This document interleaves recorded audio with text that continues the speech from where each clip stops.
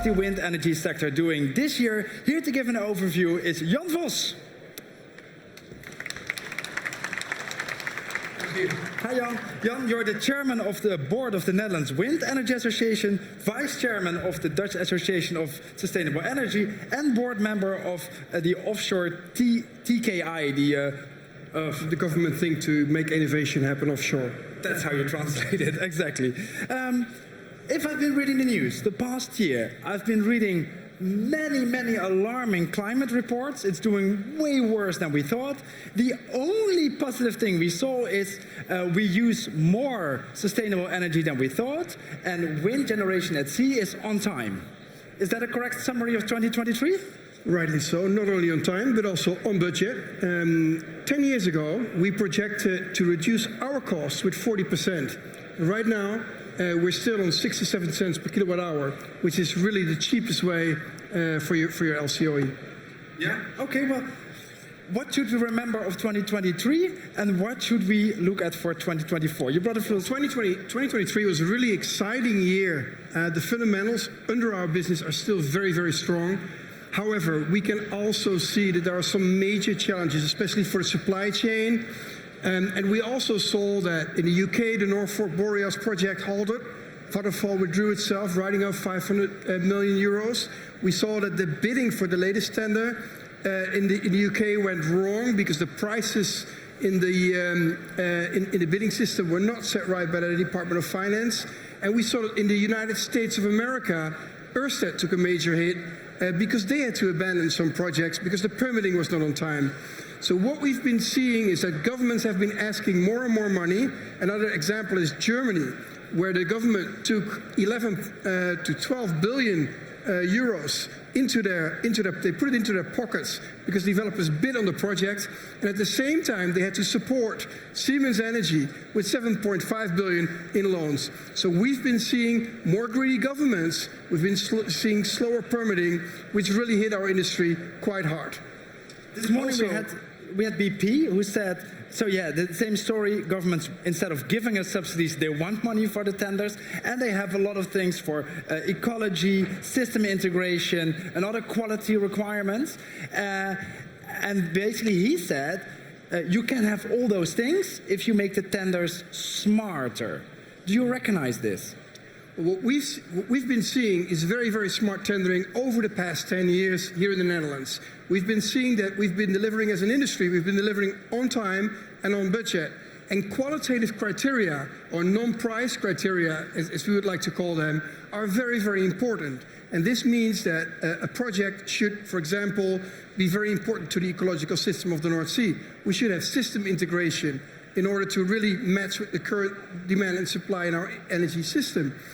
International responsible conduct is very important.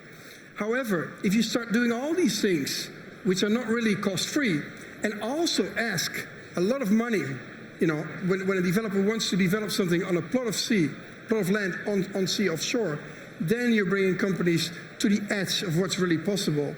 The next tender in the Netherlands, IJmuidenver, you can bid, as a developer, you can bid up to 33 billion euros. 33 billion euros. Now, who's going to pay for this? I can tell you who's going to pay for it. You're going to pay for it. Consumers are going to pay for it.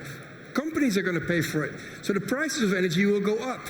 And the entire idea of doing this is to bring prices down, to be energy independent, and to do something that's really sustainable. And governments seem to have lost track a little bit because there's been such a tremendous success over the past 10 years for offshore energy. One of the things BP said this morning, if you do it smarter, for instance, some tenders require a study. All the bidders make their own study that costs a lot of money. If you do that collectively, one study, you all profit from it. We can achieve the same quality results for less price. Is it correct? We spend about 30 million euros in this country in each bidding process. So there's 10 companies bidding for a plot of land offshore, and it's about 30 million euros. This is a lot of money. However, compared to the 33 billion that you can now bid to obtain the license, it's peanuts. So it's important, but it's not as important as the fact that governments are trying to fill their coffer with company money. So, 2023 is a year to celebrate. Should we drink champagne tonight, or should we start working on the hurdles for 2024? You can drink anything you want. A glass of water is also, excellent. However, if we look back 10 years, to 2013, 10 years ago, then this is an interesting graph. Today, there's a new guy in the Netherlands, Ronald Plasterk. He used to be a minister, and he's going to make the new cabinet in the Netherlands. He's in favor of nuclear energy. Now, nuclear energy is about this, if you look at the price. And of course, wind offshore is about this. Now, you can ask him if he wants to pay this amount of money or this amount of money, and you can ask any politician. And I think this amount of money is way better than this amount of money. So if you look at the future, and this is fundamentally why I think our future is bright, wind offshore is way cheaper than any other source of energy if you look at the LCOE in a net zero energy scenario. And these, of course, are not my data. This is the IEA data that we're presenting here. When we're talking about the elections, maybe not everything in this election was fully rational. Is this going to have large implications for wind at sea? Winston Churchill already said, democracy is really a lousy system. However, it's the best you can get, system-wise for any country, for any people. So we had elections. Currently, there's going to be a lot of talk about energy. But I think that because we want to be independent from Russia, because we want to have the cheapest energy possible, and because developers are actually paying governments to develop the sites offshore, it's a no-brainer for any politician to keep on going with offshore energy, offshore wind energy. Okay, so that's not another. But yeah, we have some really ambitious offshore wind targets. Wind targets for the coming time. Are we on track to get there?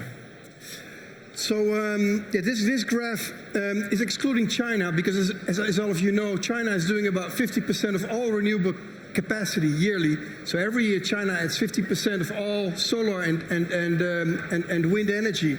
This is the other half, is the other 50%, and basically more or less. And we go up to 77 gigawatt in 2030.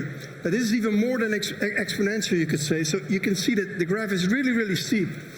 And we're going to need a lot of vessels. We're going to need a lot of foundations. We're going to need a lot of steel. We're going to need a lot of magnets. This market is exploding at the moment.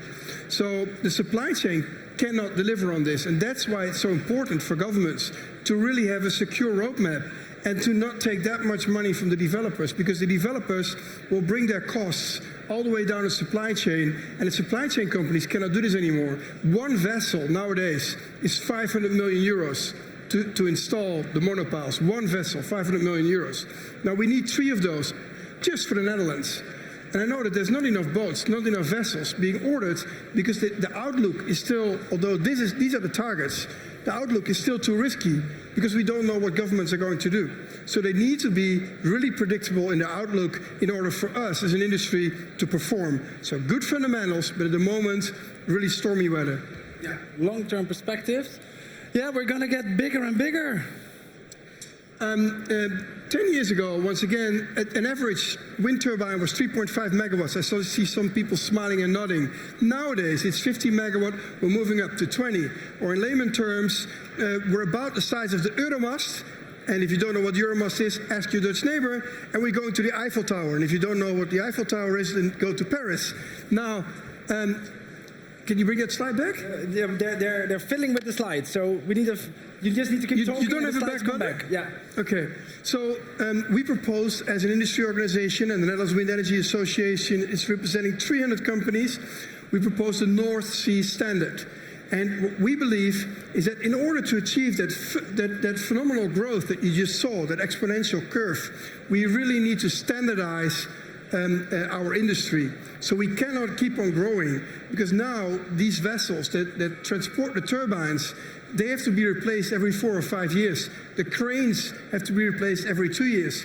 the shipyards are not large enough, and they have to, before they finish building a factory, they need to build a new factory. So we really need to standardize our industry, and we need to make sure that the turbines are not going to keep on growing forever and ever. So we seem to have reached something of an optimum there, and that's what the North Sea Standard is all about. I can see it here on my screen. You can see it here now. So we propose a 1,000 feet standard, and we propose a 25-meter clearance. And this is basically to ensure that everybody in the supply chain knows what they can expect. Because if we're going to add thousands and thousands of wind turbines on the North Sea, and that's what it takes to get there, we cannot keep on making new turbines and new models every other year. It's the same as with an aeroplane or with a car or any large industrial plant. We need to make sure that we have like 10, 15 years to earn back investments as companies, and to make sure that we can only achieve that growth when we really standardize our efforts. So the North Sea Standards, keep it in mind, is being discussed at the European Commission. Most Dutch governments and also the CEOs of the OEMs and the supply chain are really talking about this at the moment. But if we have standardization, a more government roadmap, is there still a market? A market? Yeah. Is it still capitalism working, or is it a planned economy? No, the prices, the energy, the electricity that we supply offshore is being sold onshore with PPAs. Then where's the competition between different bidders? Sorry? Where's the competition between different bidders if you use the same standardized windmills? How can you still compete in this market? There's enough to compete, because you can design that turbine in different ways. You can go up to 20 megawatt. We're currently at 15 megawatt. There's all kinds of stuff that you can do. But we need a certain size, because otherwise we'll keep on constructing bigger vessels, bigger cranes, bigger foundation factories, and we'll have to build marinas, harbors that are just not present in Europe. And we will be able to install all those turbines. So there's enough competition, there's enough innovation, however, within a certain frame. We're forming a new government. You'll get a phone call. Do you want to be the new Minister of Energy? What are the 3 things you're going to do on day 1? I'm not going to be called by this. Disclaimer, I used to be in Parliament for a Social Democratic Party. The right-wing parties. Anything is possible these days. Yeah. You never know. So they call. So I'm going to bring the 40 gigawatt goal that we have here in the Netherlands. We're going to bring it forward to 2035. We're going to standardize the industry, and we're not going to look at individual projects every year, but we'll make it one big project. And we'll have huge chunks that you can bid on, maybe 4 or 5, so to make sure that industry knows what they have to do. Okay. What are you going to do after lunch as minister? What's the second thing you're going to do? Second thing? Yeah.